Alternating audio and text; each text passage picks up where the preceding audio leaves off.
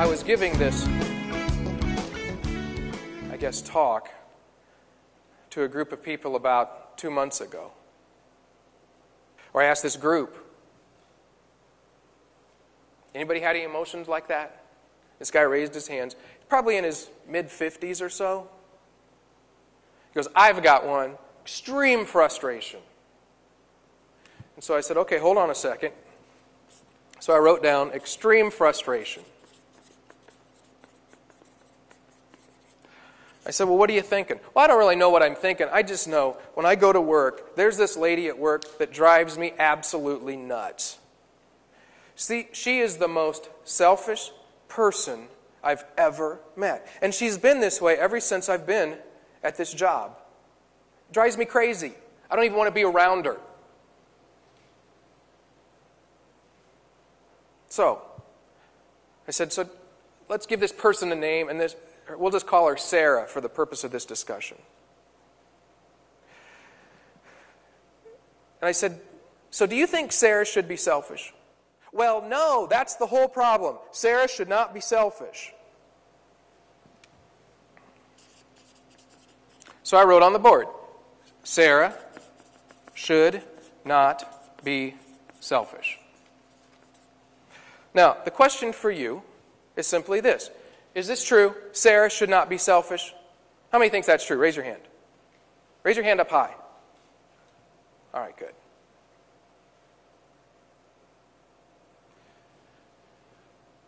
This thought was creating what? Extreme frustration.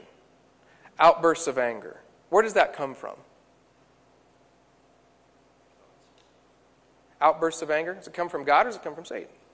Satan, right? Galatians 5 tells us that. So what does this have to be? A lie.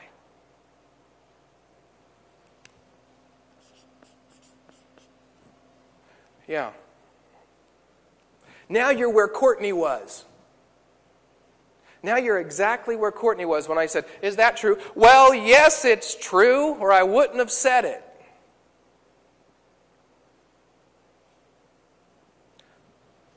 Okay, let's ask this question.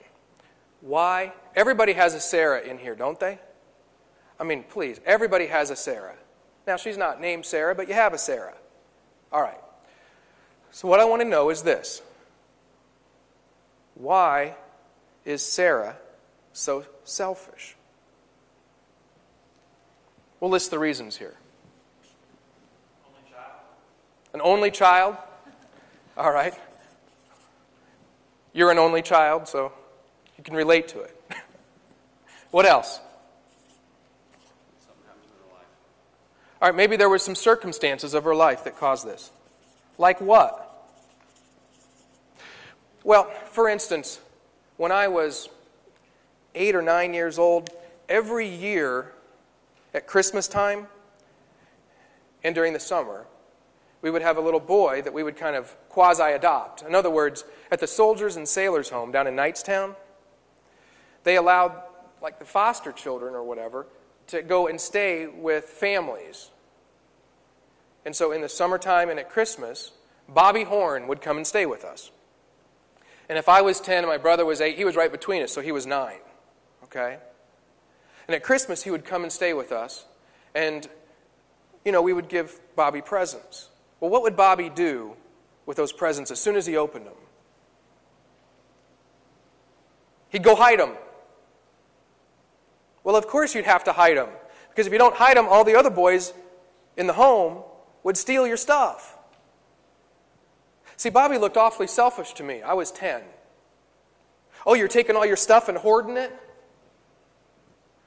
But maybe circumstances of his life created something else going on in his life that I don't understand. What else? Why else is your Sarah selfish? Just make up. You don't know for sure, but why might that be the case? Born in a rich family. Sense of entitlement. Sense of entitlement kind of relates to the rich family thing, right? Sense of entitlement. Absolutely. Or how about this one? maybe Sarah just never grew up. Maybe she's just immature. At a 2-year-old, 2-year-olds, you're just innately selfish. And sometimes we just don't grow out of it. Maybe it's just that. All right? Well, we don't know for sure why Sarah is so selfish, but we know there's a lot of these reasons. Now, if all these things are true, or some of these things are true, should Sarah be selfish or not? Yeah, she should be. Reality of life says, okay, based on her maturity level, based on her circumstances, based on how she grew up, where she's at in life, logic says she should be selfish. So, let's write that down. Sarah should be selfish.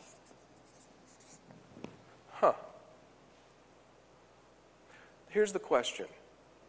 If you think to yourself this statement, Sarah should be selfish, how do you change? What happens inside of you? What happens to this? It goes away. It goes away, doesn't it? You're not frustrated anymore. What might be some of the emotions, some of the feelings that come in when you start thinking this way? What might be happening? Compassion. What else did you have? Sympathy. Kindness. Wow. Isn't that interesting? That sounds very similar to Galatians 5, the fruits of the Spirit, doesn't it? Very similar. In other words, are we confident this is truth? Yeah. Why? Because the result of this thought is compassion and kindness, sympathy, empathy. This individual, this man that was in this group a couple months ago that allowed me to share this story, looked at that statement, and you could just see the emotion that he was overcome with. Because for the first time in his life, he realized, I might have a way out of all this extreme frustration that has been holding me bondage at my work. And his wife was sitting next to him with this great big grin. And I said, what's going on? And she said, maybe he can come home from work and not take it out on me every night. Maybe there's that potential now. Now, of course, the next morning, what are we going to want to think? Yep, we're just human. We're going to want to go back to this. Bam. Right? And so that's why this fourth step is so important. It's about renewing. We have to keep putting this into our head. Now, biblically, how does this make sense? Sarah should be selfish. How do we connect that with the Bible? Doesn't the Bible tell us not to be selfish? It's interesting.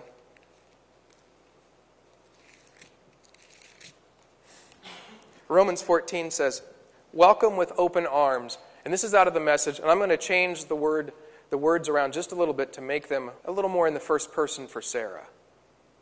Welcome with open arms, Sarah, who doesn't see things the way you do. And don't jump all over her every time they do or she does or says something you don't agree with. Even when it seems she is strong in opinions, but weak in the faith department. Remember, Sarah has her own history to deal with. So treat her gently. So we do see this. Well, wait a second. Doesn't the Bible say we shouldn't be selfish? Listen carefully to this. Yes.